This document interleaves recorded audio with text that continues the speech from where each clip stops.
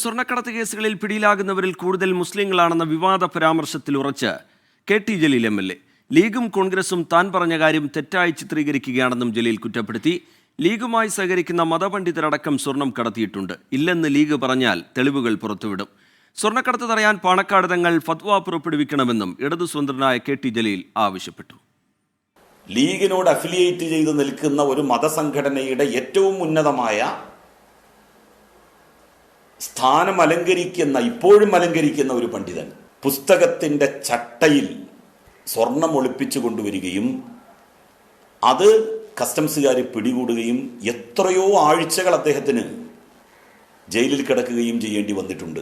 ഞാൻ ഈ പറയുന്നത് സത്യമല്ല എന്ന് മുസ്ലിം ലീഗിന്റെയോ യൂത്ത് ലീഗിന്റെയോ ഉത്തരവാദപ്പെട്ട ആരെങ്കിലും പറഞ്ഞാൽ ഞാനതിൻ്റെ എല്ലാ വിശദ വിവരങ്ങളും നിങ്ങളുമായിട്ട് പങ്കുവെക്കും. മുസ്ലിങ്ങൾ എല്ലാവരും സ്വർണ്ണക്കള്ളക്കടത്തുകാരാണ് എന്ന് ഞാൻ പറഞ്ഞിട്ടില്ല.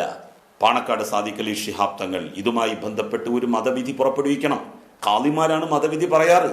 മുസ്ലിം ലീഗ് പറയുന്ന കാര്യങ്ങളെ ഡൈവേർട്ട് ചെയ്ത് നാട്ടിൽ കുഴപ്പങ്ങൾ ഉണ്ടാക്കാൻ വേണ്ടി ശ്രമിക്കും. നിഖിൽ പ്രമേഷ് ചേരുന്നുണ്ട് വിവരങ്ങളുമായി. നിഖിൽ, നേരത്തെ കെ.ടി. ജലീൽ നടത്തിയ പരാമർശം അത് വിവാദമായതിന് പിന്നാലെ ലീഗൊക്കെ പ്രതിഷേധം ശക്തമാക്കിയതിന് പിന്നാലെ ആ നിലപാടിൽ ഉറച്ചു നിൽക്കുന്നു എന്ന് വിശദീകരിച്ചുകൊണ്ട് കെ.ടി. ജലീൽ വീണ്ടും രംഗത്തെത്തുന്നു. ചില കാര്യങ്ങൾ കൂടി അല്പം കൂടി കടുപ്പിച്ചും പറയുന്നു. നിഖിൽ പ്രമേഷ്. തീർച്ചയായിട്ടും റീജിത്ത്, അദ്ദേഹത്തിന്റെ വാർത്താ സമ്മേളനത്തിൽ നിന്ന് മനസ്സിലാക്കാൻ കഴിഞ്ഞ കാര്യം ഇങ്ങനെയാണ്. മലപ്പുറം ജില്ലയിൽ നിന്നാണ് ഈ സ്വർണ്ണക്കടത്ത് പിടികൂടുന്ന ആളുകളിൽ മുഴുവൻ പേരും, അതായത് ഭൂരിഭാഗം പേരും മുസ്ലിം മതവിഭാഗത്തിൽപ്പെടുന്ന ആളുകളാണ്. അങ്ങനെയുള്ള ആളുകൾ പറഞ്ഞാൽ കേൾക്കണമെങ്കിൽ മുസ്ലിം ലീഗിന്റെ നേതാക്കൾ, അതായത് അത് ഈ മതസംഘടന, അതായത് രാഷ്ട്രീയ സംഘടന എന്നുള്ള നിലയ്ക്കല്ല, അതത് മതവിഭാഗങ്ങളെ പ്രതിനിധീകരിക്കുന്ന ഖാലിമാർ എന്നുള്ള നിലയ്ക്ക് പാണക്കാട് സാദിഖ് അലി ശിഹാബ് തങ്ങൾ ഒരു ആഹ്വാനം ഇതുമായി ബന്ധപ്പെട്ട് മതവിധി പുറപ്പെടുവിക്കണമെന്നുള്ള ആവശ്യമാണ് അദ്ദേഹം ഉന്നയിച്ചത്. അതിൽ അദ്ദേഹം ഉറച്ചു നിൽക്കുകയാണ്. അതിന് അദ്ദേഹം മുന്നോട്ട് വയ്ക്കുന്ന ചില കാരണങ്ങളുണ്ട് റീജിത്ത്. കാരണം ചില മതപണ്ഡിതർ വരെ ഇത്തരത്തിൽ സ്വർണ്ണക്കടത്ത് നടത്തുന്നുണ്ട്. അവർ പിടിക്കപ്പെട്ടിട്ടും മുസ്ലിം ലീഗിന്റെ അടക്കം വേദികളിൽ അവർ ഇരുത്തപ്പെടുന്നു, അവർ ക്ഷണിക്കപ്പെടുന്നു, അവർ അതിഥികളാകുന്നു. ഇപ്പോഴും മുസ്ലിം ലീഗിന് ഒരു പക്ഷേ മനസ്സിലായിട്ടുണ്ടാകില്ല ഇതൊരു തെറ്റാണ് എന്നുള്ളത്.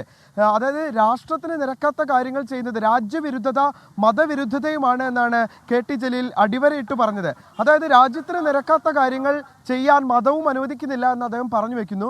ഈ സാഹചര്യത്തിൽ മുസ്ലിം ലീഗ് നേതാക്കൾ ഒരു ആഹ്വാനം നൽകിയാൽ അത് മതവിശ്വാസികളായിട്ടുള്ള ആളുകളെല്ലാം അനുസരിക്കും. അതുകൊണ്ട് തന്നെ അങ്ങനെ ഒരു വഴി സ്വീകരിച്ചുകൂടെ എന്നുള്ളൊരു പോസിറ്റീവ് നോട്ടിലാണ് താൻ അങ്ങനെ ഒരു കാര്യം പറഞ്ഞത് എന്നുള്ളതാണ് കെ.ടി. ജലീൽ പറയുന്നത്.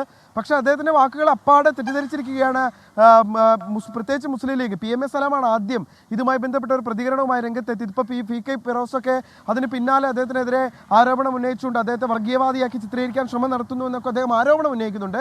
എന്തായാലും അദ്ദേഹം പറയുന്നത് ഇതാണ്: ഇങ്ങനെ ഒരു മതപണ്ഡിതൻ സ്വർണം കടത്തിയിട്ടുണ്ട് എന്ന് താൻ ശക്തമായി ആരോപിക്കുന്നു.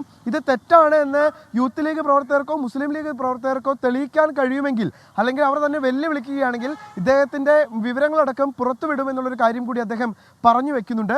എന്തായാലും അദ്ദേഹം നേരത്തെ പറഞ്ഞ മതവിധിയിൽ അദ്ദേഹം ഉറച്ചു നിൽക്കുകയാണ്. അതിൽ നിന്ന് ഒരടി പുറകോട്ട് പോകാനില്ല. അത് ജില്ലയുടെ, സംസ്ഥാനത്തിന്റെ, രാജ്യത്തിന്റെ നന്മയ്ക്ക് വേണ്ടിയാണ് താൻ പറയുന്നത് എന്നുകൂടി കെ.ടി. ജലീൽ പറഞ്ഞു വെക്കുന്നുണ്ട്. നിഖിൽ പ്രമേഷ് വിവരങ്ങൾ നൽകുകയായിരുന്നു.